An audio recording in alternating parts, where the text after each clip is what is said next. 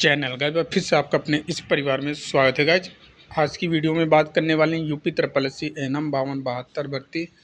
देखिए, document verification को लेकर एक अपडेट है। आप सभी को शायद आपने वो अपडेट देखा भी होगा, फिर भी आपके कमेंट आ रहे हैं कि सर वीडियो के माध्यम से इस चीज़ को समझाने का प्रयास करें कि ये लेटर जो जारी हुआ है किसके लिए लेटर है। ठीक है, तो हम आज की वीडियो में देखने वाले हैं और इससे अनुमान लगाने वाले हैं क्या आयोग डॉक्यूमेंट वेरिफिकेशन करवाने को लेकर तैयारी में है।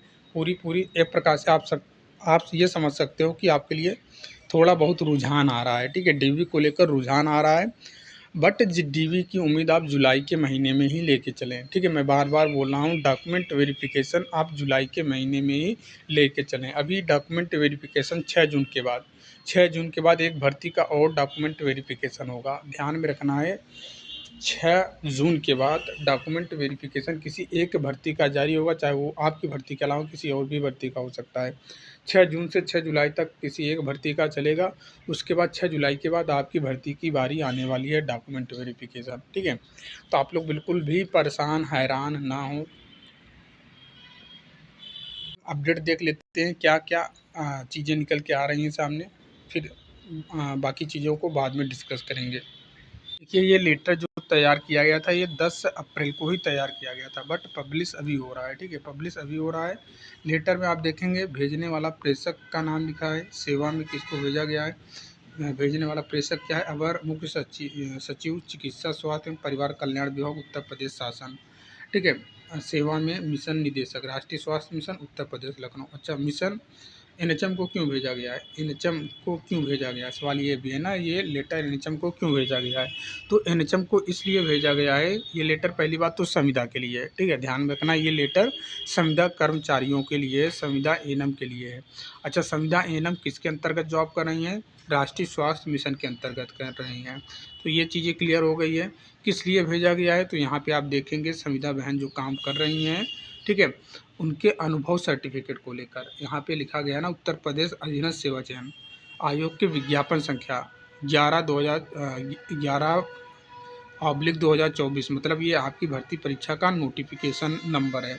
जो एनम 5272 की भर्ती निकाली गई है, इसका नोटिफिकेशन नंबर है। 10 अप्रैल 2026 को लेटर तैयार किया गया, बट पब्लिश अभी हो रहा है। और यहाँ पे बोला गया कि स्वास्थ्य कार्यकर्ता महिला मुख्य परीक्षा जो पेट 2023 से आई हुई थी, ठीक है, नोटिफिकेशन 11 परीक्षा /2024 के अंतर्गत सहायक नर्स मिडवाइफ के रूप में कार्य करने अनुभव का दावा करने वाले। अब भाई आपके भर्ती में क्या मांगा गया है, अनुभव सर्टिफिकेट मांगा गया है। तो अभी से लेटर भेजकर परिवार कल्याण मंत्रालय ने एनएचएम को अभी से लेटर भेजकर अवगत करा दिया है कि आप लोग इनको, जो संविदा की बहन है, ठीक है, 5272 का पेपर दी हैं, इनको चाहिए क्या, अनुभव प्रमाण पत्र चाहिए। तो अभी से आप अनुभव प्रमाण पत्र देना शुरू कर दो। ठीक है, कौन सा भैया, डिजिटल अनुभव प्रमाण पत्र। ठीक है, डिजिटल अनुभव प्रमाण पत्र जिसमें क्यूआर कोड रहता है, क्यूआर कोड आधारित डिजिटल अनुभव प्रमाण पत्र के सीजन निर्गम मतलब वही जारी करने के अंतर्गत। ठीक है, तो आपके लिए एक प्रकार से ये समझ सकते हो कि आयोग पूरी तैयारी में, विभाग पूरी तैयारी में है आपके ज्वाइनिंग को लेकर, डॉक्यूमेंट वेरिफिकेशन करवाने को लेकर। यहाँ पे देखिए, उपरोक्त विषय के संदर्भ में अवगत कराना है कि उत्तर प्रदेश अधीनस्थ सेवा चयन आयोग द्वारा चिकित्सा स्वास्थ्य एवं परिवार कल्याण विभाग एनम के 5272 रिक्त पदों पर चयन हेतु विज्ञापन प्रकाशित किया गया, जो उत्तर प्रदेश अधीनस्थ सेवा चयन आयोग के स्तर पर प्रक्रियाधीन है, अंडर प्रोसेस में है। ठीक है, निर्धारित चयन प्रक्रिया के अंतर्गत शॉर्ट लिस्टेड अभ्यर्थियों में से राष्ट्रीय स्वास्थ्य मिशन उत्तर प्रदेश के अधीन संविदा पर कार्यरत या फिर कार्य कर चुकी हैं एनम को उनके द्वारा की गई सेवा के आधार पर भारांक अधिमानी अंक प्रदान किए जाने, मतलब कि भैया जो अनुभव है उनको 3 नंबर 1 साल का अनुभव का दिए जाने का क्या है भैया, प्रावधान है, व्यवस्था है, जिसके उन्हें अनुभव प्रमाण पत्र निर्गत किया जाना आवश्यक है।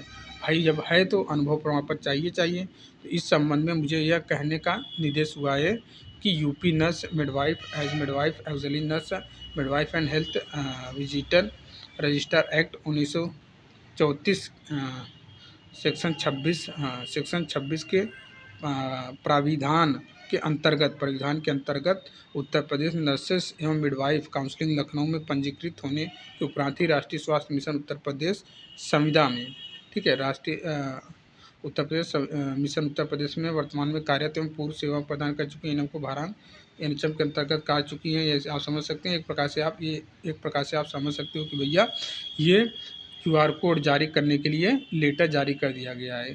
तो क्यूआर कोड अनुभव प्रमाण पत्र जारी करने के लिए लेटर जारी कर दिया गया है और ये 10 अप्रैल को ही जारी किया गया था। ये आप पूरा पढ़ लेना।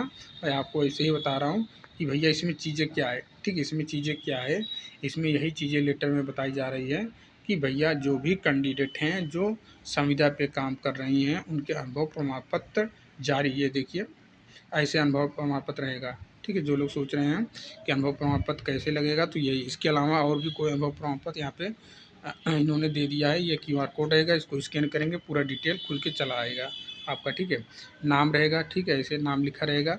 यह प्रमाणित किया जाता है कि सुश्री श्रीमती रेखा गुप्ता मानव संपदा एचआरएस, ये आपका आईडी रहेगा, मानव संपदा आईडी रहेगी। राष्ट्रीय स्वास्थ्य मिशन उत्तर प्रदेश के अंतर्गत 4 ईयर 4 मंथ जितने महीने का अनुभव रहेगा वो लिख के आएगा। ठीक है, तो इसकी वर्तमान अंतिम तैनाती जिला, जो भी जिला में आपकी तैनाती रहेगी वो रहेगा।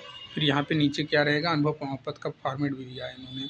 और यहाँ पे मुख्य चिकित्सा अधिकारी का हस्ताक्षर एवं मोहर रहेगा, पूरा नाम, जनपद, दिनांक और जिला कार्यक्रम प्रबंधक का हस्ताक्षर मोहर रहेगा। तो ये फॉर्मेट है अनुभव प्रमाण पत्र का। ठीक है, केवल अधीनस्थ सेवा चयन आयोग के लिए मान, तो ऐसे ही जो मान रहेगा यही मान रहेगा भैया। ठीक है, इस तरीके से फॉर्मेट रहेगा और यही मान रहेगा आपका उत्तर प्रदेश अधीनस्थ सेवा चयन आयोग को। इसके अलावा और भी फॉर्मेट में अगर ले जाओगे डीवी के लिए अपलोड करोगे तो रिजेक्ट कर दिया जाएगा। कहने का मतलब क्या है, 10 अप्रैल को ये जारी किया गया है, मई चल रहा है, पूरा 1 महीने के बाद पब्लिक हो रहा है। ठीक है, पब्लिक हो रहा है तो आयोग अब तैयारी में, विभाग तैयारी में है कि डॉक्यूमेंट वेरिफिकेशन करवा के ज्वाइनिंग देना। तो आप लोग उम्मीद ये बना के रखो, जो मैं पहले से बताते हुए आ रहा हूँ, अब भी बता रहा हूँ कि अक्टूबर नवंबर में आपकी नौकरी लगेगी, आपकी ज्वाइनिंग अक्टूबर नवंबर में होगा। यहाँ तक कि जो भी कैंडिडेट का डॉक्यूमेंट वेरिफिकेशन हो चुका है, जिन भी भर्तियों का, उनका भी ज्वाइनिंग होल्ड करके रखा है। सब वही चुनाव के आसपास नज़दीकी में ज्वाइनिंग देने का काम करेंगे। आपका तो अभी डॉक्यूमेंट वेरिफिकेशन नहीं हुआ है, तो डॉक्यूमेंट वेरिफिकेशन के बाद आप ये मान के चलना कि आपकी ज्वाइनिंग होगी अक्टूबर और नवंबर के महीने में। उम्मीद करते हैं सारी चीज़ें आपको क्लियर हो गई होंगी। देखिए, इंतज़ार रिजल्ट को है, रिजल्ट आ ही जाएगा, उसके लिए आप परेशान ना हो। जब डॉक्यूमेंट वेरिफिकेशन आपके जुलाई के महीने में होंगे तो रिजल्ट पब्लिश कर दिया जाएगा। ठीक है, जून के महीने में ही पब्लिश कर दिया जाएगा। इसी को लेकर आप बिल्कुल भी चिंता ना रहें कि हमारा डिले हो रहा है, ये हो रहा है, वो हो रहा है। डिले होगा तो हम हैं, परेशान बिल्कुल भी नहीं होना है। हम लोग चलेंगे, प्रयास करेंगे फिर से, अगर जैसे ही चीज़ें दिखेगा कि डिले हो रहा है। बट जो डेडलाइन बताई गई है कि अक्टूबर नवंबर में ज्वाइनिंग होगी, तो इतना, उससे ज़्यादा समय नहीं लगेगा, उससे पहले ही हो जाएगी चीज़ें। बट आप लोग परेशान, हैरान होने लगते हैं थोड़ी थोड़ी चीज़ों को लेकर। जैसे कुछ भी होता है बस परेशानी में कमेंट करने लगते हो कि सर नहीं हो रहा है, सर नहीं हो रहा है। ठीक है, कि आप सभी का विचार यही है कि एक बार लखनऊ चला जाए, तो हम लोग चलेंगे। ठीक है, बट सही समय का इंतज़ार हो रहा है कि जैसे ही चीज़ें होगा एक प्रॉपर तरीके से वीडियो बना के हम चीज़ों को करेंगे और आपके साथ ही चलेंगे, एक बार सचिव से मिल के आएँगे। तो उम्मीद करते हैं सारी चीज़ें आपको क्लियर हो गई होंगी। जो संविदा की बहन लोग हैं, अब आप अपना अनुभव प्रमाण पत्र बनवा के रेडी रख लो। ठीक है, लेटर जारी कर दिया गया है, सबके पास फॉरवर्ड भी हो गया होगा। आप जाके संपर्क करो, जहाँ पे ड्यूटी कर रहे हो सीएमओ ऑफिस में जाके संपर्क करो। सीएमओ ऑफिस में पहले आप जहाँ पे ड्यूटी कर रहे हो, सब अपने सेंटर पे, वहाँ से एक बार चीज़ें को समझ लो, जैसे भी होगा वो बताएंगे, फिर सीएमओ से जाके ये चीज़ें बनवा लो। तो उम्मीद करते हैं सारी चीज़ें आपको क्लियर हो गई होंगी और क्यूआर कोड वाला ही अनुभव प्रमाण पत्र लगेगा, तभी आपको नंबर दिया जाएगा, अदरवाइज़ आपको नंबर नहीं दिया जाएगा। ठीक है, तो मिलते हैं नेक्स्ट वीडियो में, तब तक के लिए जय हिंद, जय भारत।